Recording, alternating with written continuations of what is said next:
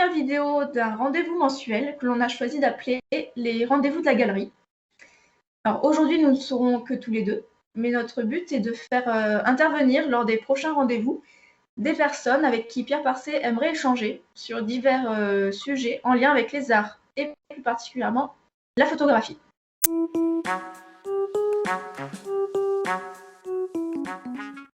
Alors, c'est une idée qui court depuis quelques années. En avançant en âge, comme on dit, on porte un regard sur ce qu'on a déjà fait, ce qu'on continue à pratiquer, et on essaye en faisant une lecture de regarder s'il y a une certaine cohérence, si une sorte de progression, on peut dire. C'est, je pense, une sorte de bilan, d'état des lieux, je ne sais comment il faut dire. Est-ce que ça a un intérêt ou pas? En fait, il existe un plan qui serait, on pourrait dire le plan, je peux me permettre artistique, c'est-à-dire voir un peu comment ça se situe dans l'histoire de la photo. On doit accepter une certaine prise de risque par rapport à cette question-là. C'est-à-dire que quand on s'intéresse à ce qui s'est produit, là je parle du monde de la photo, mais c'est pareil pour tous les arts plastiques, hein, bien sûr, on va être tellement impressionné de tout ce qui s'est réalisé que on risque de ne plus oser prendre le risque de soi-même. Parce que tellement on a vu de merveilles. Mais on doit prendre ce risque, ou du moins essayer de retrouver une certaine innocence, l'innocence qu'on a au départ quand on découvre cette discipline qu'on a aimée, et accepter cette prise de risque. Voilà. Et bien entendu, la galerie, ça veut dire continuer à travailler, continuer à mettre, si je puis dire, à disposition de regards extérieurs ce travail, et accepter le jugement qui va être porté dessus. Là, ce sont des jugements très durs, je sais pas, mais il faut accepter ça. Et en fait, c'est vrai qu'on travaille en même temps, il faut le dire, pour soi, parce que c'est une discipline qu'on aime, mais en même temps, on a besoin de le partager. Et c'est vrai que je vois quand soit une exposition, un livre ou bon, toute publication, on reçoit un message gentil ou quelque chose comme quoi telle ou telle image a produit un réconfort, ou je ne sais, ça m'est arrivé comme ça, je me souviens d'un message d'une personne comme ça qui m'avait dit ça pour une exposition. Bon. Et c'est vrai que on est très ému quoi, de ça. Une photo, moi je pense vraiment que une photo peut bouleverser et apporter beaucoup. Elle peut transformer une vie. Ça, j'en suis persuadé.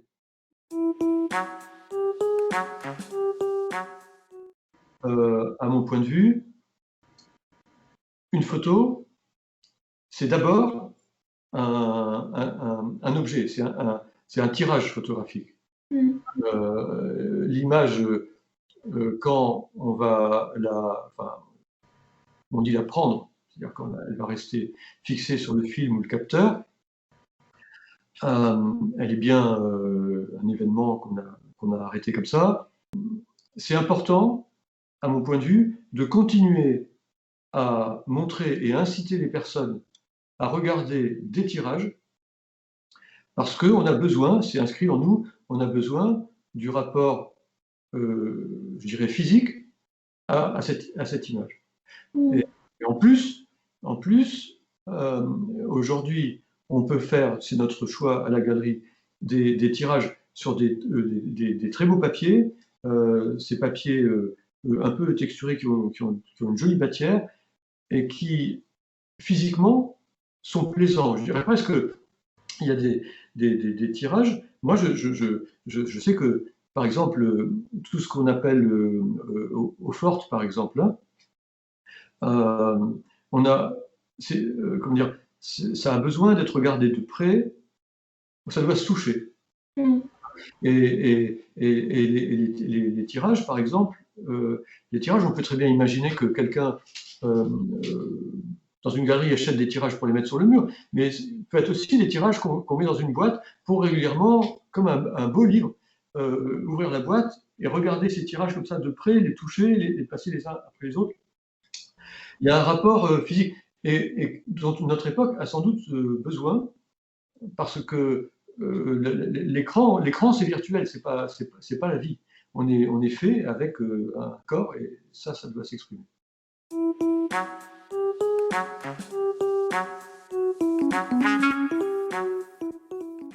Donc, comme on l'a mentionné, la photographie, elle est omniprésente. Aujourd'hui, avec un clic droit, on peut télécharger une image, la mettre en fond d'écran, la partager à son entourage. Donc, tu as expliqué pourquoi acheter une photographie. Voilà, on a besoin de cet aspect physique. Notre question, c'est, ok, donc, quelles sont les différences entre une photographie d'art réalisée par un photographe professionnel et une photographie qui est dans la tendance du moment, que tu peux retrouver sur les réseaux sociaux, qui est jolie en soi, et qui va être partagée des millions de fois. Ça va être quoi la différence entre ces deux photographies? En fait, aujourd'hui, c'est un... Oui, enfin, c'est un point de vue. Est-ce que je veux dire c'est un point de vue ou un jugement? Je ne sais pas. En tout cas, c'est un point de vue. Mais on est envahi de ce que j'appelle des fonds d'écran. Alors, et ça, sur cette question-là, entre autres, je reviens au smartphone. C'est-à-dire que les outils sont devenus très performants, très performants, et ces machines-là produisent donc sans grande maîtrise technique, des images avec des recettes. Hein. Donc, les fabricants incorporent dans ces machines-là ce que j'appellerais des filtres, ce qu'on appelle des filtres, qui traitent l'image. Et si tu veux une belle image en noir et blanc avec un ciel très travaillé, tu prends une photo un peu n'importe comment, tu lui dis je veux un ciel type tel rendu. On peut incorporer comme ça des traitements de la photo qui a été, de l'image qui vient d'être réalisée, et en faire un truc bien léché, parfait. Bon. Il y a une expression par exemple qui dit ah ce téléphone, ou c'est pas, ça fait des belles photos. Bon, voilà. Ça veut dire qu'on comprend bien que c'est la machine, hein, Bon. Mais le langage photographique, c'est pas ça. Alors peut-être que la photogalerie, elle peut là-dessus essayer de défricher ces questions-là. C'est pourquoi certaines photos nous marquent, des photos qu'on voit comme ça juste une fois et qui restent, qui ont une sorte d'écho en nous, ce qui est un caractère propre à l'essence de la photo, en fait. C'est bien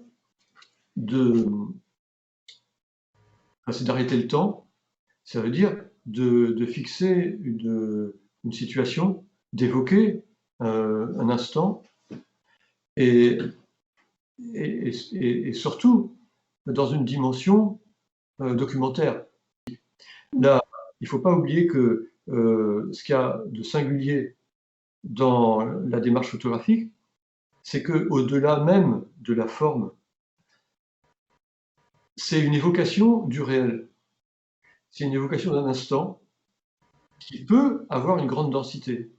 Ça peut être l'événement lui-même qui a une grande densité, mais ça peut être aussi d'un événement qui n'avait pas, je dirais, sur la dimension accidentelle, une grande intensité, mais dont la qualité de la lumière ou les géométries qui concouraient à la construction de cette image étaient assez fortes. Dans tous les cas, c'est bien une évocation du réel. Et c'est ça qui nous touche. Si on essaye de mieux comprendre pourquoi telle ou telle image nous marque, c'est parce que c'est le réel. On ne lit pas du tout de la même façon une belle couverture de magazine sur un portrait qui évoque par exemple quelque chose, une image pour la mode, ou un très beau un visage qui a été très parfaitement retouché, dont on sait qu'il a été parfaitement retouché, dont on dira c'est un très beau visage ou l'expression est belle ou je ne sais. Bon, on restera là sur une démarche qui reste, je dirais, un peu superficielle. Ça ne va pas nous émouvoir au-delà. Mais il existe donc des photos qui ne sont pas du tout dans le même ordre, parce qu'au moment où on les lit, c'est comme si ces photos-là nous happaient en quelque sorte, parce que on rentre dans cette situation. Et on pourrait être soit, s'il y a une personne, la personne photographiée, soit, si c'est un paysage, on pourrait être celui qui se promène dans ce paysage. Aussi, on pourrait être celui qui a réalisé cette photo. Et c'est pour ça que ce sont en général les photos qui évoquent les situations les plus universelles, les plus communes, quels que soient les lieux. Je ne sais pas, des petits-enfants en train de jouer, ça peut sur n'importe quel continent. C'est une scène qu'on a tous connue, ou dans laquelle on pourrait tous contempler. C'est pour ça que dans la galerie, c'est vrai qu'on a fait des choix d'aller vers des images qui avaient une dimension, ça on en parlera peut-être une autre fois, qui allait plus vers une dimension décorative, parce que le souci, c'était porter un certain apaisement à ceux qui allaient vivre avec ces photos-là, mais en restant quand même dans cette dimension-là. La question aujourd'hui des outils qu'on utilise, sur lesquels on a toujours cette suspicion de la retouche, ça retire à ces photos qu'on fait aujourd'hui une certaine dimension de documentaire. Or, cette dimension documentaire, elle est fondamentale. Et c'est pour ça qu'il est très important, même si on ne doit pas s'interdire d'utiliser les nouvelles technologies, on doit continuer, quelle que soit la proportion, à continuer à photographier avec des films, parce qu'on sait que quand on photographie avec un film, on donne cette crédibilité que cette image-là est bien l'évocation. Même si on peut retoucher, on sait. Mais si quelqu'un veut voir, il dit regarde le film, tu vois, c'est ça. On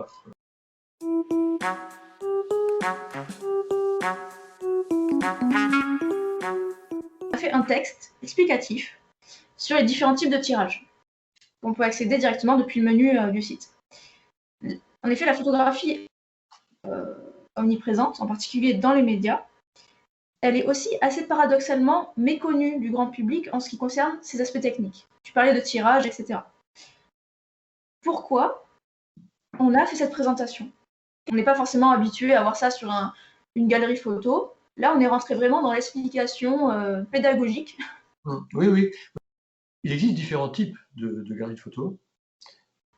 Il existe des galeries, je dirais, enfin, comme on pourrait dire, comme un musée, dans lesquels les photos sont montrées au public, mais qui n'ont pas pour but de vendre un certain nombre de tirages. Il existe des galeries qui vont montrer des photos de photographes ayant plus ou moins de notoriété. Mais c'est vrai que on a, j'ai pas souvenir effectivement d'avoir vu des grands développements sur ces questions-là, de ces sujets-là, qui sont difficiles à aborder d'une façon telle que toute personne qui s'est jamais vraiment passionnée à toutes ces questions de tirage, j'entends tirage, hein, pas prise de, va réussir à peu près à cerner toutes les problématiques et les conséquences de tel ou tel système. Et pourtant, c'est important, parce que quand on met côte à côte des tirages qui ont été réalisés à des époques, enfin, si on peut les mettre côte à côte, hein, d'un même auteur, qui ferait se comparer ce qui était à partir d'un même négatif.